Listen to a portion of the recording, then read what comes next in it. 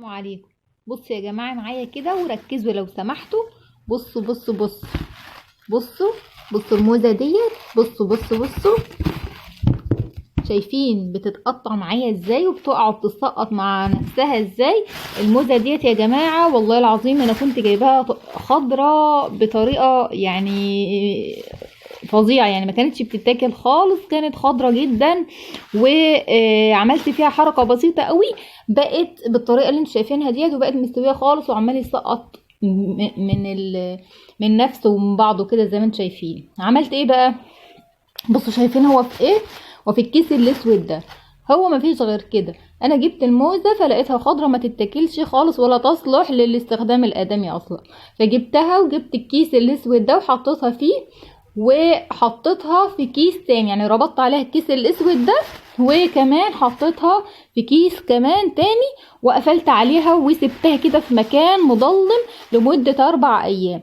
طبعا بيختلف بقى الجو، يعني صيف شتاء. لو هو في الصيف هيستوي معاكي اسرع. هو قعد معايا بالظبط 4 ايام في الكيس الاسود ده.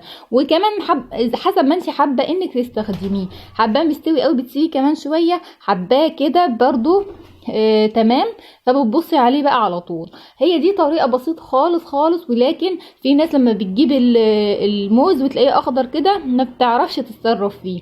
في بقى اللي يقولك حطيه في ورق ألمونيوم، وفي اللي يقول حطيه مثلا في ورق جرايد. بس الحقيقه انا استخدمت الطرق ديت وما عجبتنيش خالص، وبس بحطها في الكيس.